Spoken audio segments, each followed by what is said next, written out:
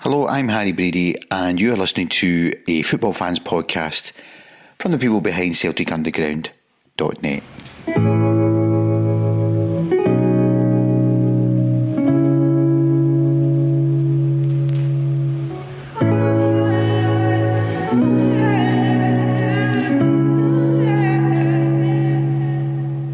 I hope you enjoyed the podcast on Saturday with new guest Henry Vegetable.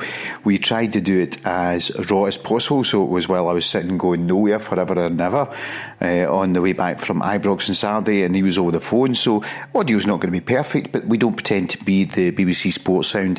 I know obviously with the paywall and all the advertising that we get in, the sort of £100,000 a year, you might expect us to have better audio facilities, but all that revenue going in just goes straight in our pockets, so we don't do it. So apologies for the audio wasn't great, but I hope you get the sentiment of it. Since that game, obviously, it's been really odd. I've been reading one or two of these technical pieces that tell me how well Rangers played and how Pena really marked Rangers out of the game. I do feel there's been a lot of Emperor's News Clothes crap. I'm all for one of talking tactics and modern football, but pretty much I can see with my own eyes that it's particularly from the 65th minute we played in smoking jackets and slippers, and some of this stuff is crap, and it doesn't matter how you package it up in whatever language you want. Christian, Jack, and whoever the guy, some of these people are just talking poppycock. Anyway, got another new guest for this week's podcast. If you don't know what that rant was about, go online, go on Twitter, whatever, and you'll find out. And we have a guy from Airdrie who's based in Madrid and writes for a French sports agency, Kieran Canning. So hope you enjoy our next new guest on the podcast. New music playing below just now. You might remember we had the Tuvband on previously on the podcast. This is our new single, Trees. They were pleased with the feedback they got when they were last on the podcast. And then at the end, we've got Mark Sharp with a song specially dedicated to any Rangers fans who decide to listen into this. All two of you. All the good times have gone. So hopefully that is not the theme tune for us in the Champions League coming up. So Kieran and I talking about Celtic against the Rangers game, the strange coverage in some of the media, particularly Sky's odd coverage as well, trying to bum up Rangers as some sort of improved team when it wasn't. And then we preview the Anderlecht game, and I'm going to get Kieran in to talk about the forthcoming Spanish referendum and specifically the impact that might have on football in Barcelona. Anyway, enough of me. This is me, Harry Brady, with him, Kieran Canning.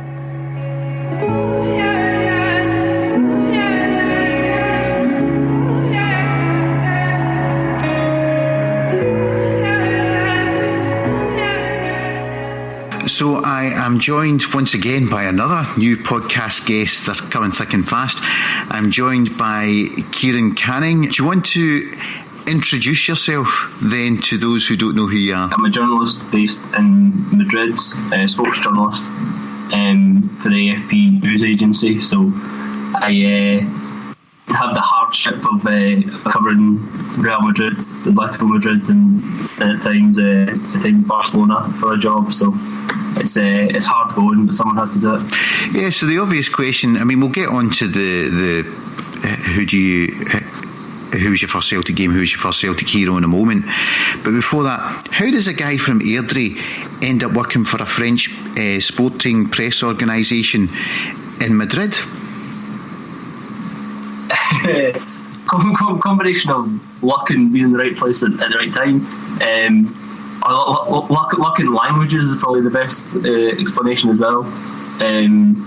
Because I did a bit of Spanish at uni, and then when I did a kind of postgrad in journalism, and when you're starting out, you're trying to get placements in anywhere you can, and but just because I had the Spanish, sort of one thing led to the other, and I was able to do a lot of the translations and press conferences and stuff that maybe other people back home weren't able to do, and that kind of led to coming out here initially for 6 months, and that was nearly 6 years ago. So it's gone from strength to strength, and I was out here for about a year before I started working for AFP, because before that I was working for the Press Association. First of all back in Scotland and then out here for a little bit. So that's it. Yeah, basically the old foreign languages can take you a long way. Do you know, I was just saying that to my wife today. I was talking about how I'm in the car quite a bit, and I listen to podcasts, and I download audiobooks, and you know, every day's a learning day, so I'm always trying to learn new stuff. But I was actually saying, do you know, I should really be taking that time to maybe learn a foreign language. And since the most commonly spoken language in the world is Spanish, I should probably learn to speak Spanish. So that thought will last for about 30 seconds, and then I'll never actually do it. But I really wish I could.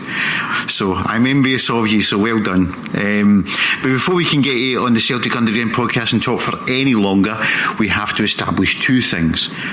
When was your first Celtic game, and who was your first Celtic hero? Well, I actually had to think about this earlier on today, because I knew, having listened to the pod before, I knew at least the first Celtic game question come up.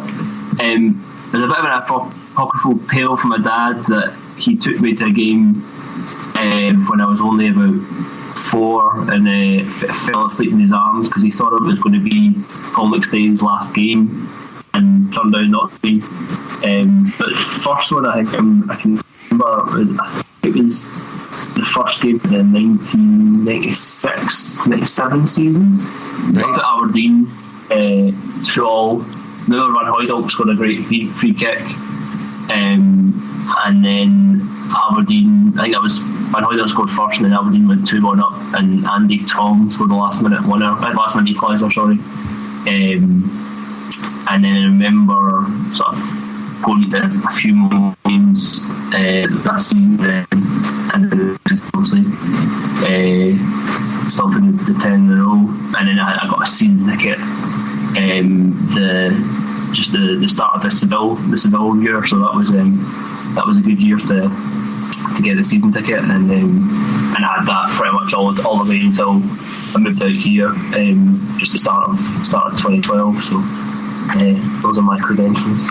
Do you know the problem with being in the 12th season of a podcast is that question that you've just answered increasingly is getting closer and closer, I should say the other way around, further and further away. The answer to that from guests is getting further and further away from my first game as I'm getting older, and podcast guests are getting younger, so why is this sure? So do you miss not getting to games? Yeah, it's interesting because normally I get to a few, so I tend to obviously get the winter break here, so I tend to get back for Christmas, and tend to get to go to a few games around about then. But for example, not been to a home European game that hasn't been a sort of early qualifier, and it might have been back in the summertime, like a sort of a big Champions League game for an awful long time. And my most recent experience of seeing Celtic in the Champions League live wasn't a great one, because I was covering the Barcelona game last season, and I'd warned plenty of my family members and friends back home who were on the crest of a wave after the 5-1 Rangers game that the weekend before that Barcelona had lost at home to Alaves and left Messi and Suarez on the bench, so to expect a backlash, and it certainly worked out that way. But yeah, I think you do miss the big games, the big atmospheres, and quite a few of my friends that are out here have ended up going over or managed to sort them out with tickets, either for Rangers games or European games. But it's a kind of, I've noticed it a lot more after the PSG game, that people are almost getting a wee bit tired of being patronised a bit about, isn't the atmosphere, being told isn't the atmosphere great from foreigners, and then it's all great until the kick-off goes, and especially playing against teams of the calibre of PSG or Barcelona, then unfortunately the gap's getting wider and wider. But no, I mean, I do miss it, but I can't complain. I mean, the number of games I get to go to out here, I mean, really big games and really big atmospheres. So it's different, but you do get some pretty special atmospheres out here as well. Yeah, you're talking on the PSG and what happened there in the Barca game the season before. There's not actually, we talk about ourselves being this huge club, but we're in a crappy league, and the perception of that league is not great.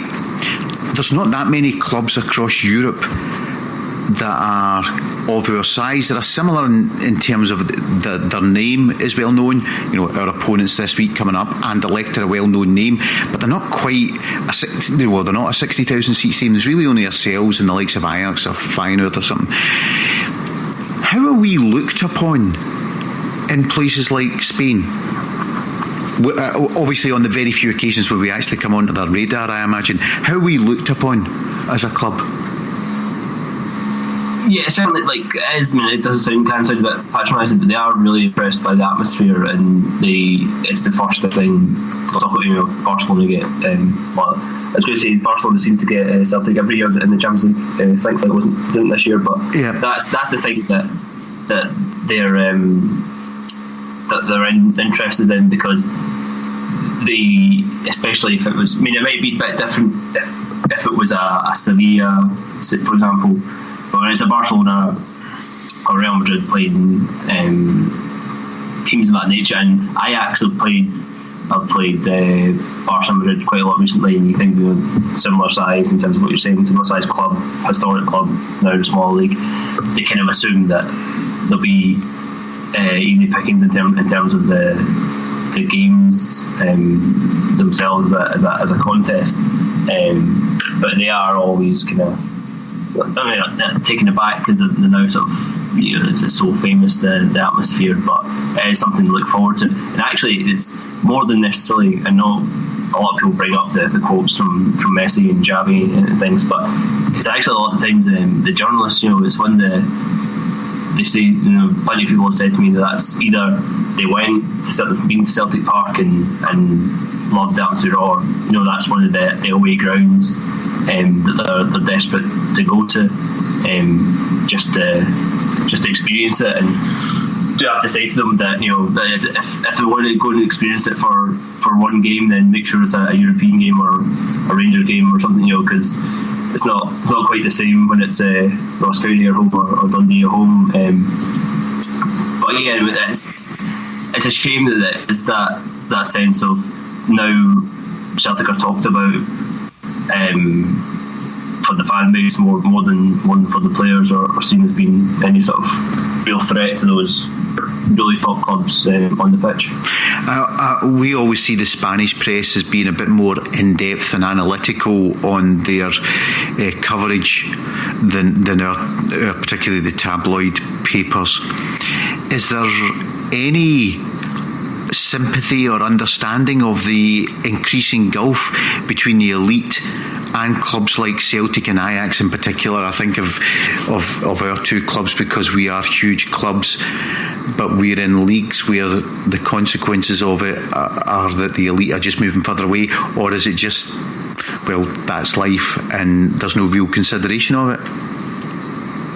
Spain's a strange case because there's a constant kind of clash between the interests of the big two, arguably big three now, with Atletico and the other 17 or 18. So there's had to be, there's been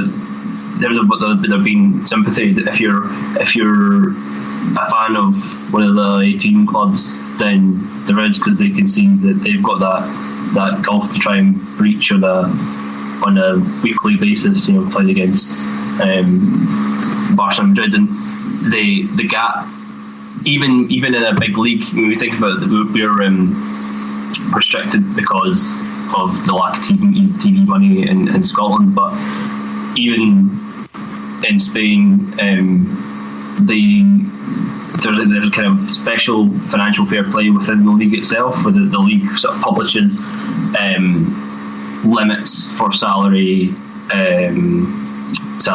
transfer fees, amortisations of transfer fees, that every club isn't allowed to pass, and they published them last week, and Barcelona, Madrid are over $1 million, and some of the teams towards the bottom are 20 million. So that gap is getting wider even on a domestic scale. The interesting thing has been how all the pushback in it is a bit boy you cried wolf by Barca in particular over the Neymar transfer, that even Madrid and Barcelona are now kind of got to the stage where they're accepting some sort of change within the structure of European football, because they've now had one of their prize assets stolen away from them, compared to them doing it to everyone else the past 10-15 years, and trying to bring in more strict sort of financial fair play rules at the European level.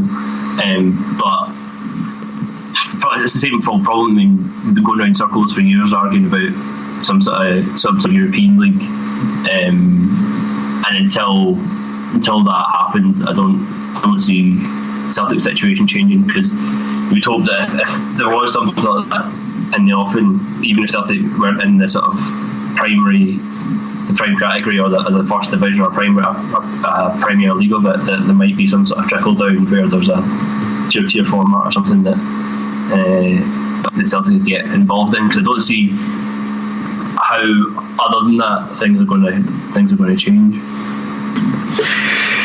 Well, back to the first set of questions, and who's your first Celtic hero? It would probably have to be Larsson. I mean, I say like that sort of first season, started going. You had, I think I would be right about the three Weevils time, but no, I mean, by the time that I started going much more regularly, Larsson was very much the main man, and even in that team, there were some great players, and they've all kind of become legends, and sort of Sutton, Hartson, Petrov, Thompson. Larsson was always a standout, and I think when you see what when you compare it to that, even now, like that, just sort of 10 years on, how lucky we were, because we were probably just at that last. I know himself could have went earlier, but days for a player like Larsson, we'd be lucky to have 2, maximum 3 good seasons out of him, and he'd be shipped off to the Premier League for 20 odd million or more. So no, it was great to have him for those 7 years. Yeah, I think you're right. I think it was just on the cusp of, towards the end of his time, he could have been getting 40 grand a week somewhere else, which part of the reason he went. But I think if it had been at the point where after a couple of seasons he could have moved on and been getting 100 grand a week, there's no way we would have kept him. No, and also like the transfer fee you get from at that stage. I think what also helped us was that he'd had that sort of bad experience at Feyenoord. So I think if he'd come directly from Sweden, there might have been more of a lure for him to sort of move on again, and move up a level, whether it be going to England or going to Spain like he did eventually. But because you got to Feyenoord, things hadn't worked out, and he kind of re-established himself at Celtic, and obviously loved it, and felt like the main man, felt that he was improving as a player, that maybe helped Celtic just sort of hold on to him for a bit longer. So we've established your first Celtic game, and you started going in earnest pretty much actually from some of the best times there's ever been to be a Celtic fan has been the period that you've been a Celtic supporter. I was joking with someone the other day that all people who went to watch Celtic between 1989 and 1994 should get priority at the moment for games for at Rangers and stuff like that, to really celebrate it, which gets us on to the Rangers game. So you were working when the game on Saturday, is that right? Yeah, so I was at the hopefully the Atletico Sevilla game kicked off at exactly the same time. So there was I had a bit of one eye on both, at least until the Celtic goals down. Could relax a bit, and then that was ideal, because the last sort of half an hour game, you have to be sort of eyes down. You're constantly trying to keep one eye on what's happening on the pitch, and the other eye on your computer as you're typing away the report. So, but I managed to catch most of it at the time, and then mostly watched most of it back again, just to kind of. I think just as well, just to kind of, because you see such varying reports over what happened. Sometimes you need to go back and watch the game and think, did I actually see that game as I think I saw it? Because what they're saying in some of the papers or sometimes on the radio doesn't correspond to what I thought I saw. But it was a strange game in the sense that I don't really see that there was a huge amount of difference from the 5-1 game at Ibrox last season. It was just in terms of Celtic's final ball, and the number of times that they got in behind in the first half, and the final ball, the shot, was just a bit wayward. Whereas in the game back in, I think it was April, it was 2-0 inside 10 minutes, and it could easily been the same on Saturday. But even though the goals took a bit longer to come, I don't think there was any doubt over the outcome. I mean, I was at the back of the Broomloan Rear on Saturday, so that, in the first half, you're not getting a perfect view of the other end of the park. But in the first 10-15 minutes on Saturday, I just thought Rangers cannot cope with their movement up front.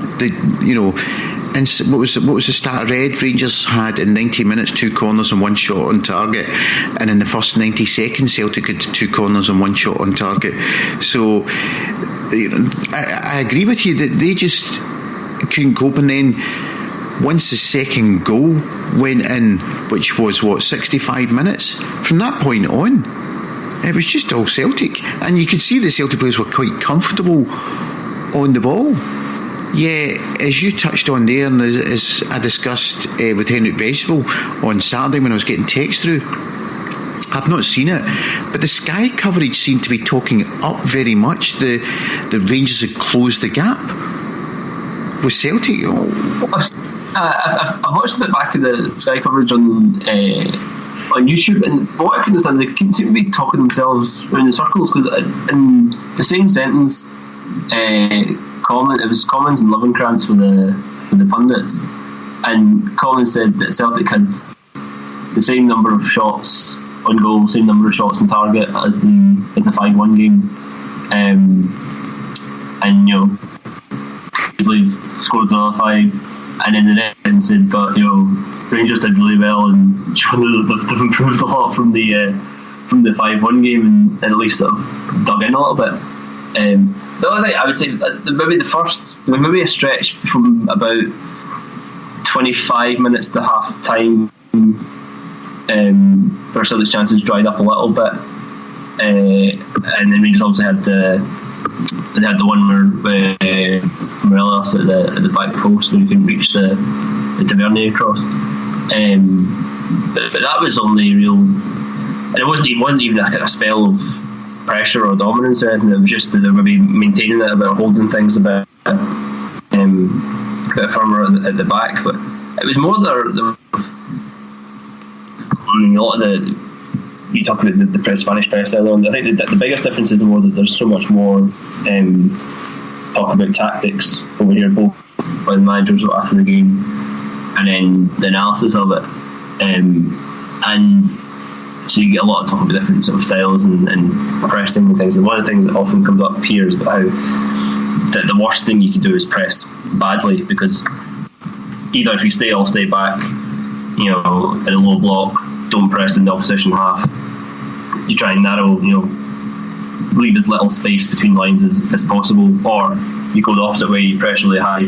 All the lines have to kind of then come up, press behind that, and you tend to have a bit of pace at the back in case the ball goes over the top to come.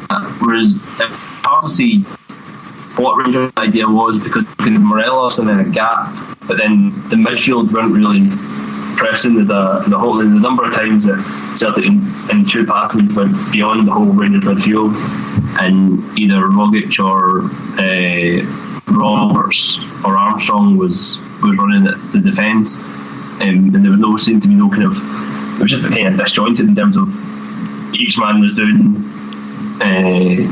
what he wanted to do or what he thought he was supposed to be doing, rather than pressing as a team. Yeah, because I mean, I think I mentioned this to Henry Bracewell on Saturday. I couldn't quite understand what the point was. It didn't look like he wasn't supposed to be doing it, but Morelos was the only guy trying to press us. So as I say, it didn't look like he wasn't supposed to be pressing, but he had absolutely zero support from anyone else to press. So all you've got is your one guy up front is then using up all of this energy chasing around, and he's never going to successfully close the play down on his own when we're so used to playing out from the back. So no player's going to panic when he turns up. I couldn't get my head around what the point. And then it's interesting you make reference to the Spanish press being so analytical, because that was another thing that I was bemoaning about. I got someone had posted up a clip of the second goal where the ball's played up, and Andy Walker just said it's just cliche ridden nonsense that adds no value to it. Break of the ball from Lustig, who plays it to Roberts, and Griffiths scores. Well, for a start, it was McGregor who played it to Roberts and Griffiths scored, but it wasn't a break of the ball. The ball was played to him. It was just that led me into a conversation with a couple of friends about the value of pundits, and for me, the role of the pundit, surely, and your point about the Spanish press, is to add value, is to give me some additional information that makes me think differently about what I'm seeing on the screen. Not to be like a Craig Patterson pundit who the commentator says something like McGregor to Roberts, Roberts through to Griffiths, Griffiths scores. So Craig, how did that go? Well, McGregor played it to Roberts, Robert passed it to Griffiths, and Griffiths scored. Surely they've got to be adding value. I mean, that's one of the things that when I can't read Spanish, as we talked about a minute ago, but when you get a Spanish press, there'll be a double page puller that's patently a tactical review or preview of the game, and then a tactical review. I mean, is that a big thing amongst the Spanish press, that they see that that's part of their role? It's kind of mixed. So the Spanish press that kind of falls into several different strands. So quite often there's arguably even more nonsense in the Spanish press, because they've got it's so in terms of newspapers, it can be so biased in terms of there's two Barcelona-based sports dailies, Sport and Mundo Deportivo, and then two Madrid-based ones, Marca and AS. So it's very much, there's like a Real Madrid slanted angle or a Barcelona slanted angle, whereas a lot of and you do get some good tactical stuff in there, but a lot more you get like broadsheets, El País and Mundo, like their sports sections, and you quite often get some good tactical pieces in there. Or the big media outlet, particularly for football in Spain, is still the radio, and so they have these. I mean, the sort of best paid sports journalists and things will all be radio presenters, and they have these shows that start about 11 o'clock, 12 o'clock at night, every night of the week, and especially after sort of night games, you'll quite often get a big tactical analysis of what's happened to me. Even, for example, the Girona played Barcelona at the weekend, and the big sort of analysis that's come out of that, and big sort of talking point, other than the fact that it was two Catalan teams playing in this week, so there was a lot of demonstrations and protests and stuff about the Catalan independence. But the kind of football angle was that Messi was man-marked throughout the whole of the game, and how there was kind of a debate about it, because Girona kind of won the battle but lost the war, because Messi's before that game he scored like 12 in 8 games this season, been even by his standards, in incredible form, and they managed to kind of limit him and keep him by his own standards relatively quiet. But obviously if you're going to sacrifice a man just following him wherever he goes, he knew then how to kind of drag him out of position and then create overlaps. So the Barcelona were always getting in behind, whether it be Suarez or runners from midfield. So there's definitely, I mean, I've looked at a lot of the press reaction, and I can't think I've seen much in terms of a tactical analysis, other than it's either been Celtic are still streaks ahead because they've got better players, or Rangers a bit more and kept the score down. There's very little in terms of how did Rangers go about trying to stop Celtic, why did it work, why did it not work, and what did Celtic do to overcome it. The only slight thing I've heard was, I think on the Sports Sound podcast, they were talking about how, obviously now with Rodgers, how Celtic are going to play. It comes back to, I completely agree with your complaint a few times in previous pods about games in Celtic Park where people want the ball to be played up the park. It's like if you've been watching this team for the past 18 months, that's not what Celtic do, and that's one of the major reasons why they improved so much under Rodgers. And what I was saying, the Sports Round programme was about how you can't tell what does a Kashina team want to do. I mean, for all that they criticised him, you usually could tell what Warburton was wanting to do, and that he had a plan. Maybe he wasn't flexible enough, but there was at least a plan there. Whereas it's hard to tell what is Kashina's style of football philosophy. Do you know my thoughts on the way pundits are in Scotland were not all, but what I think is wrong with punditry at times in Scotland was summed up when I was in the car on Sunday and the Aberdeen-Motherwell game was on, and Willie Miller and Gordon Smith are talking, and there being a corner kick, and obviously something had happened at one of the posts, and Gordon Smith said that's why I would always stick somebody on a post. The amount of goals you see going in that you think if somebody was on that post they would have cleared it. And then Willie Miller said something about, yes, but it's just not the in thing to have people on posts anymore. And I think that Liam McLeod, the commentator, said, so why's that? And Gordon Smith said, I don't know why they stick people on the posts, why they don't stick people on the posts, it's just a modern thing. And Willie Miller said, yeah, I don't know why they don't do it either. And I'm thinking, well, your whole reason for being on is actually I would have thought, to explain why. I mean, I don't believe that suddenly, like 10 years ago, some coach said, you know what, I don't think it's trendy that we should stick somebody on a post and nobody do anything about it. There must be a reason why modern coaching has decided not to stick somebody in the post. And whether you agree with it or not, surely the job of the two pundits is for Gordon Smith or Willie Miller to say, well, the reason why we've moved away from guys on posts is because of XYZ. It gives you an extra man when you're zonal marking, or the amount of goals that people realised that were going in because a man on the post played a striker onside and allowed him to stand right on top of the keeper, or any of these types of comments. And then for someone to say, I disagree with that because I think it adds value here, there, but at least explain to the listener and add some value for being there, not to say, I don't know why they do it. But I think this is a kind of, it's not, I mean, I know we'll complain about it a lot, it's not purely a Scottish thing.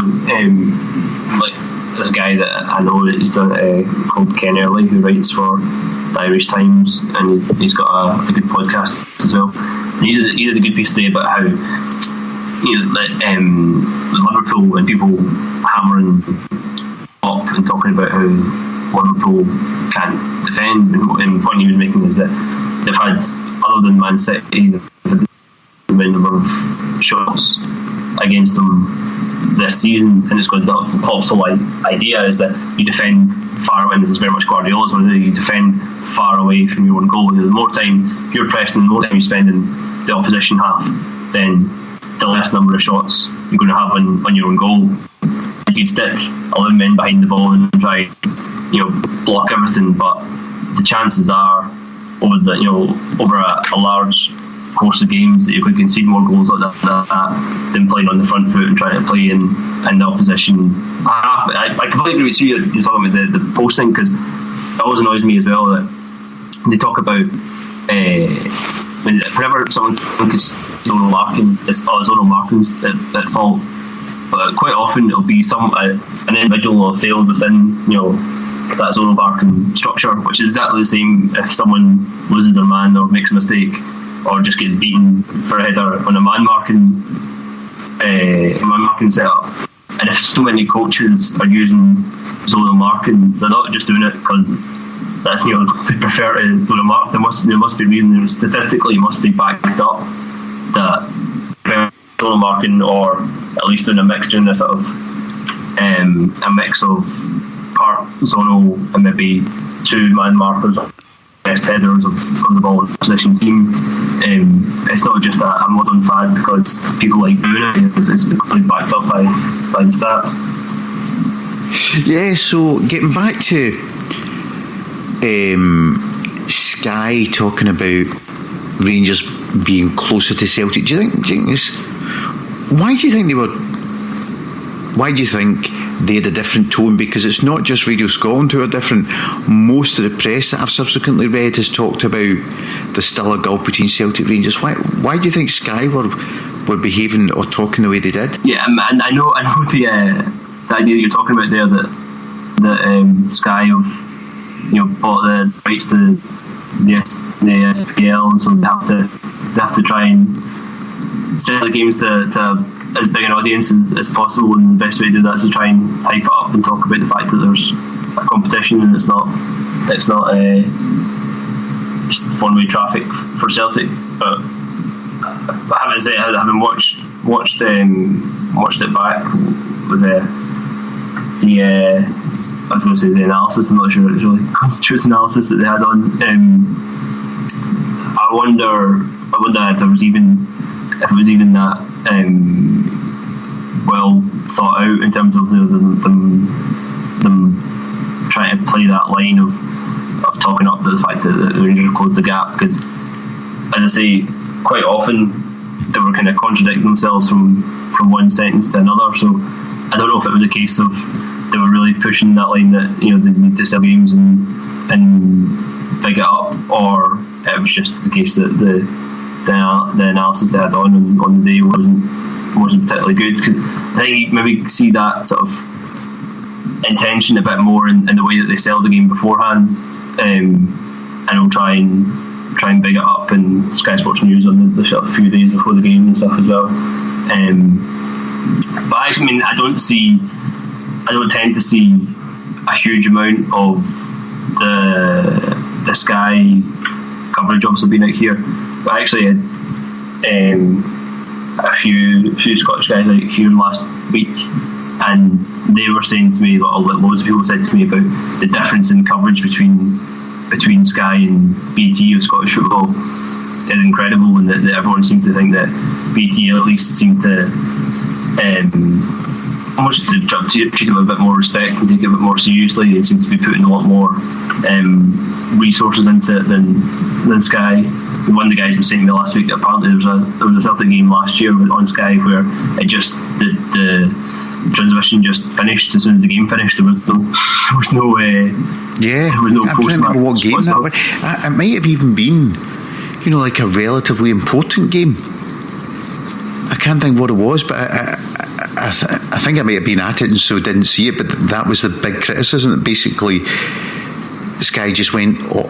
I think at the end of the game they went for an ad break, and everybody watching it just assumed they were going for their ad break, and then they would come back to the post-match interviews and stuff, and then there was an English I think it was one of these ones where there was a Celtic game and then an English Premiership game started almost straight away, so there just had no time for any coverage of it. Whereas BT at least seemed to actually want to cover the game. I think this season Sky appear to be making an effort. They've got rid of Tanner. They got rid of Neil McCann. They brought in new pundits. They brought in Hayley McQueen, or whatever her first name is, and I think they're trying. And I think that's down to the TV contract being up for negotiation. And they don't want BT getting the whole kit and caboodle of the whole of Scottish football, just because they don't want a competitor getting a foothold in it. It's almost kind of fragmented a bit this season, and the whole splitting things out to there's so many different channels now between Sky Sports football, the main event, and all the different channels of different sports, and it's some all to do with the sort of problem that could be coming of less and less people willing to pay the subscription fees that people are paying at the moment, and the sort of TV contract bubble bursting, and these things tend to, the States tend to lead the way, and there's been huge drop-offs in a lot of the US sports, and the ESPN laid off a huge number of people. I think it was earlier this year. So it'll be interesting because Sky definitely overpaid for the Premier League rights, and that they're back up for negotiations again later this year as well. So it'll be interesting to see what happens there. Well, anyway, that's enough talking about the sort of media stuff. We convincingly beat Rangers on, I think you're in the same position as me, we convincingly beat Rangers on Saturday, and there's still a massive gulf between the teams, and really where we are now, our main challenge is moving is European football. So we've got the Anderlecht game coming up on Wednesday night, so how do you see that going? It's very hard to tell. I keep my cousins keep laying into me from my negativity, because in this Celtic WhatsApp group, and whenever they're high as a kite going into a European game, I'm always sort of the one a bit more cautious, because no matter what we do in Scotland, it doesn't particularly mean anything going into Union. You can't. It's so hard to judge any performance that we put in Scotland in terms of will it then transfer up into and then added in, you know what you're going to get from a PSG, you know what you're going to get from a Bayern, you really don't know what level this Anderlecht team is at, because they did very well in Europe last year, got to Europa League quarterfinals, but obviously first of all, lost quite a few decent players, and sacked a manager, so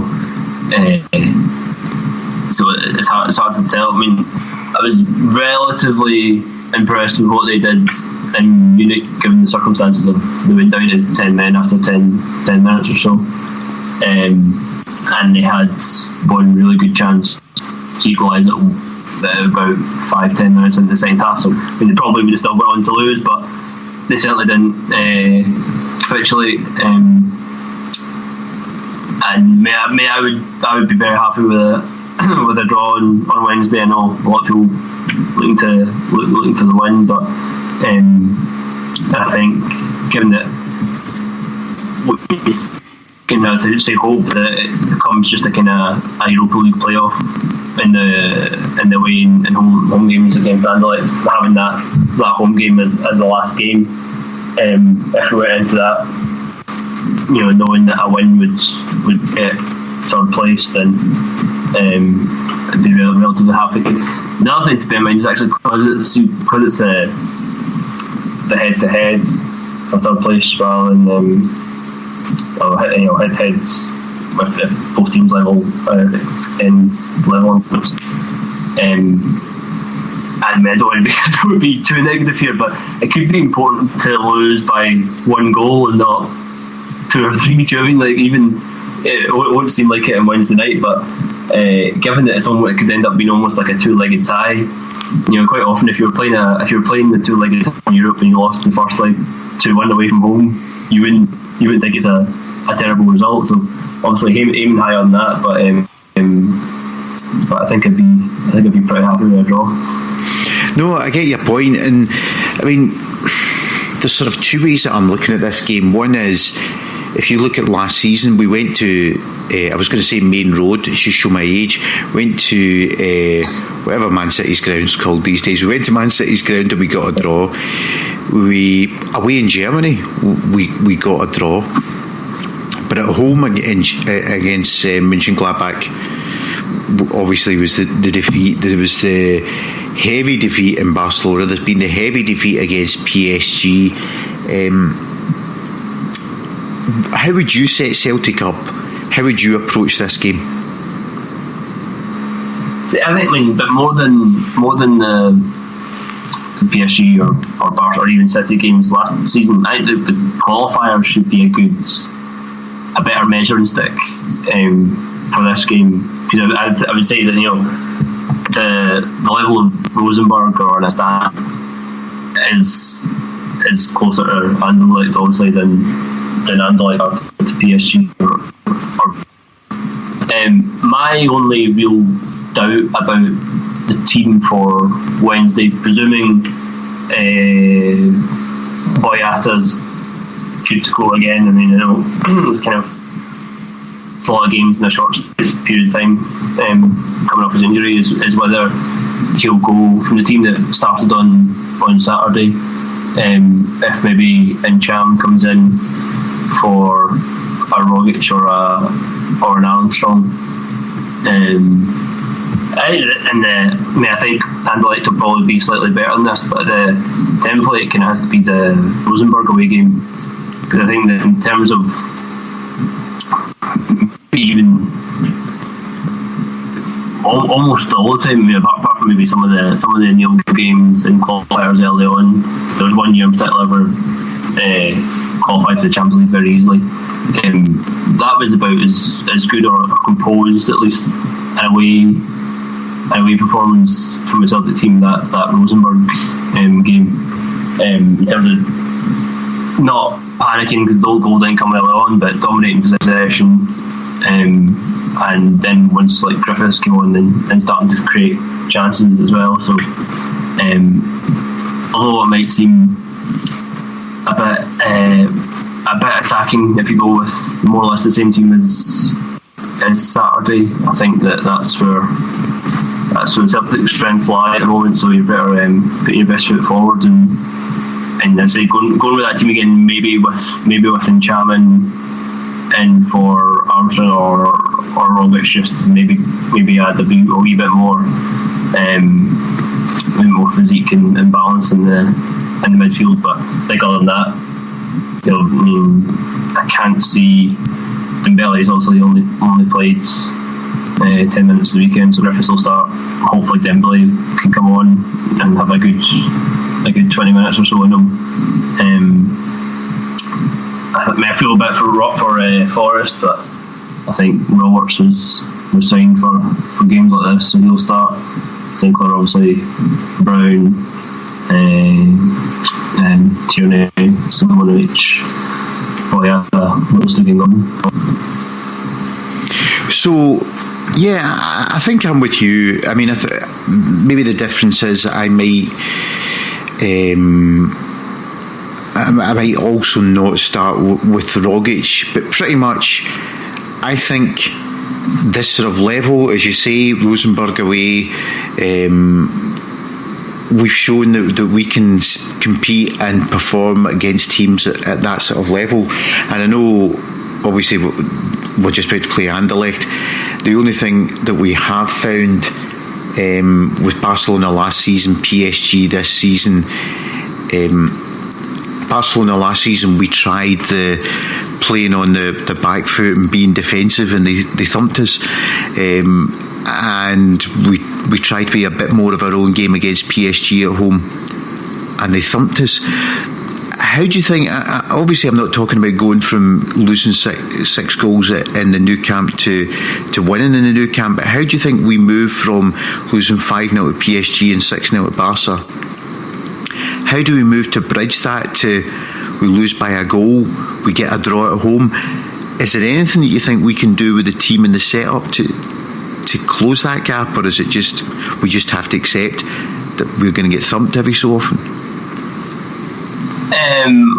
Unfortunately, I think it's the latter, because I was saying this to someone before the game last season and then after PSG this season, that having covered, God, it must be going into hundreds of games either at the Bernabeu or Camp now, and particularly those Champions League group games where they know that they're going to get through the group, they know they're going to win the game. It very much depends on the attitude of the Barcelona or the Real Madrid or the PSG. So you might get lucky and then they might have a big weekend game coming up and they ease off a bit and would settle for a 1-0, 2-0. Unfortunately, I think an example of that was maybe the Barcelona home game last season, where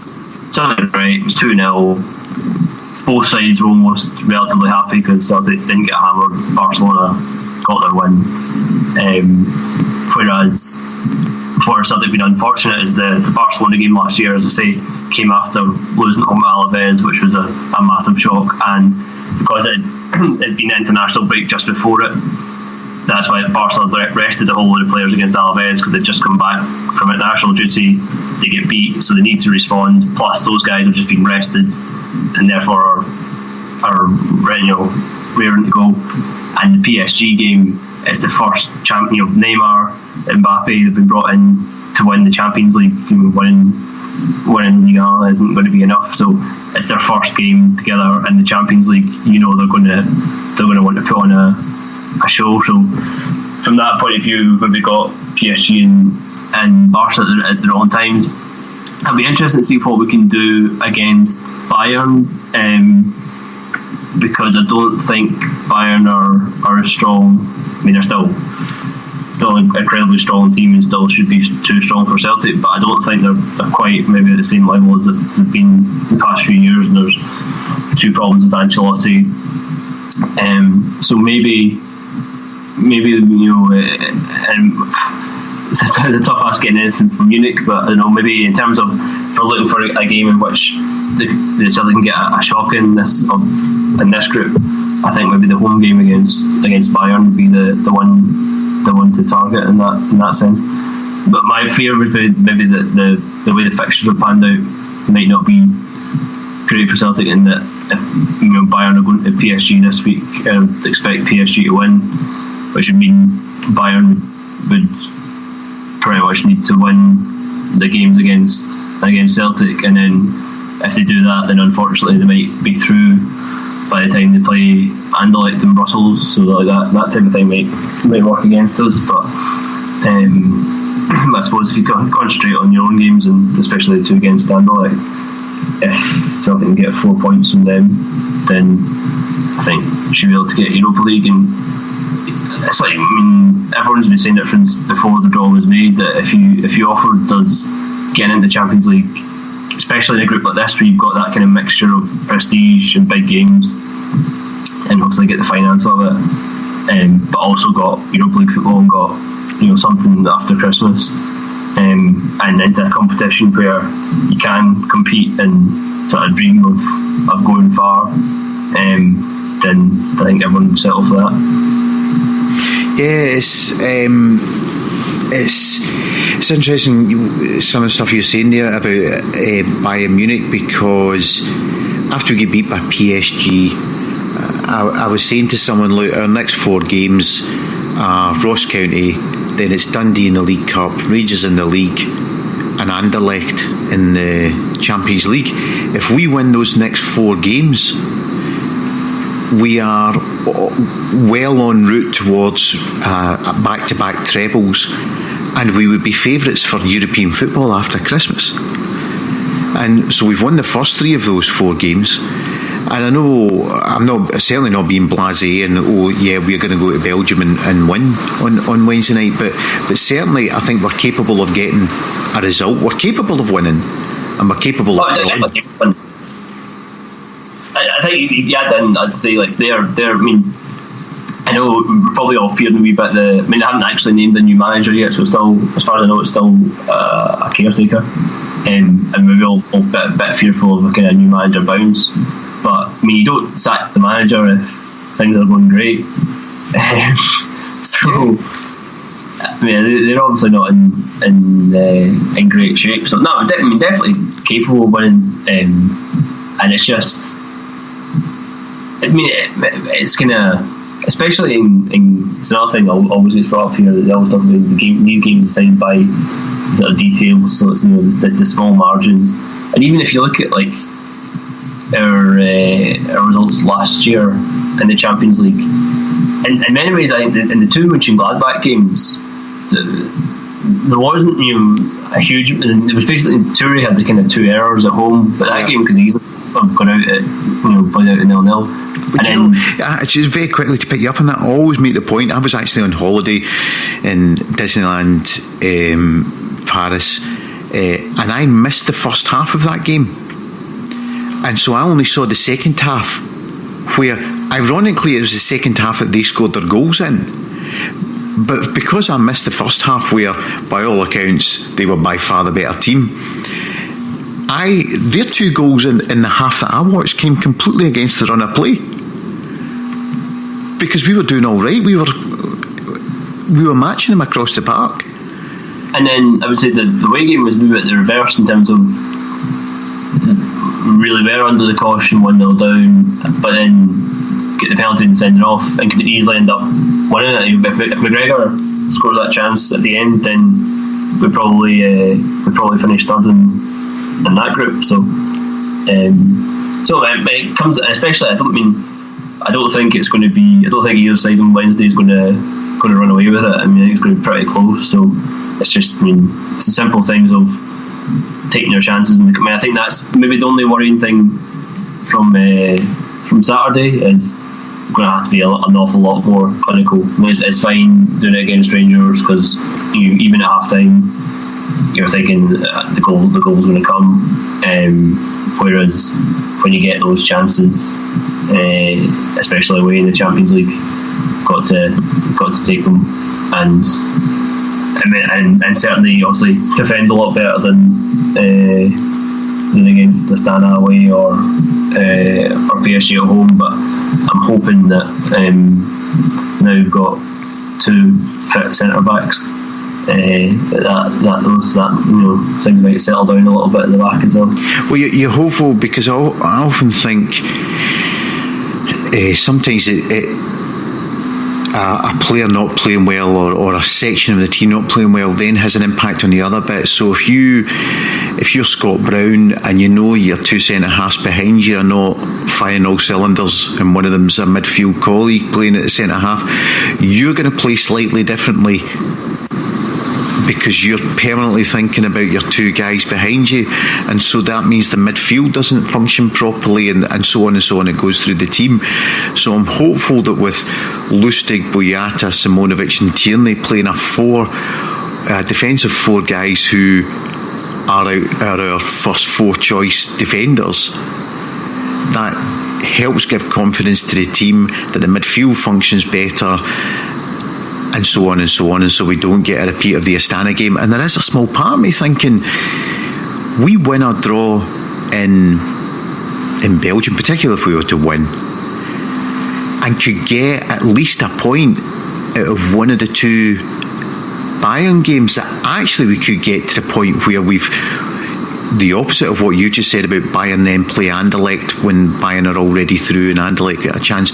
You could actually have the opposite of, by the time we get round to playing Anderlecht, they're sitting on 0 points in bottom of the group and we're sitting on 4, and actually we're already secured 3rd place. I know it's a big leap, but I don't think it's beyond the realms of possibility that we could do that if we can get it right. Yeah, and I think especially if Bayern were to get something at PSG tomorrow night, then or Wednesday, that could help us as well. Certainly, I mean, you certainly want Bayern to be be playing for something in that fifth game, so they can't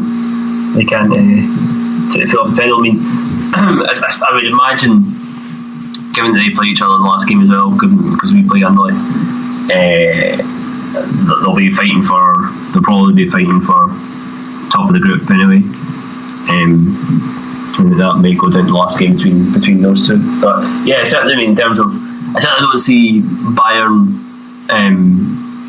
being as strong as PSG this season. Coming back to what I said earlier about the fact that PSG were super motivated for that, playing that first game in the Champions League after all the signings I've made.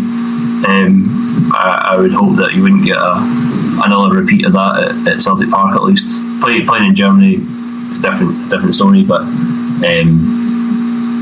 yeah, I mean, looking to Wednesday night, I think we've got to approach it as almost like a two-legged tie and see anything that we get from Bayern as a bonus. So I do want to talk to you about the current political situation in Spain, politics and football, and the possibility of all the what ifs if Catalonia was to go independent. But we've already done this podcast for an hour, so if you don't mind, I'll have you on again and we'll talk specifically about all of that and the implications for Barca and Spanish football on that. So we'll talk about that another day. So let's get back to the Anderlecht game. What's your prediction for the score for the Anderlecht game? I'll be positive and I'll say 2-1 Celtic. You just said you missed a negative on the WhatsApp group, so your cousins are going to be falling off their chairs listening to that. But they'll probably got us down with 4-0, so I'm being negative, only going for 2-1. So who are the Celtic goal scorers? I think Sinclair's been good in the European games, but probably PSG apart. But I think you give everyone a pass for that one.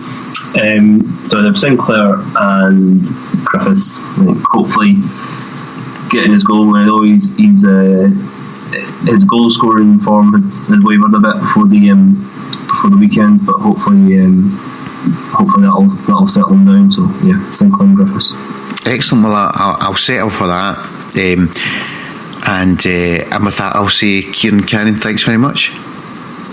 Thanks for having me on. Cheers.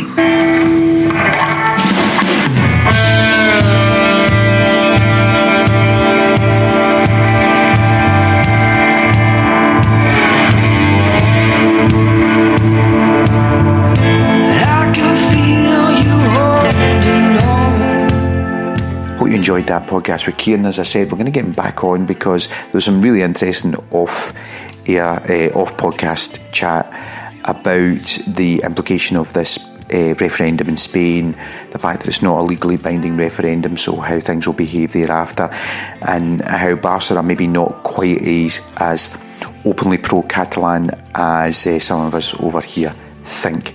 Anyway, enough of me. Don't forget, if you liked the basketball podcast that we did, they've got their first game coming up on Saturday, I think it is, on Sunday rather, after the Hibs game on Saturday. Hopefully we get the result against Anderlecht, and I will say, this is me, Harry Brady, saying good night and God bless. Good night.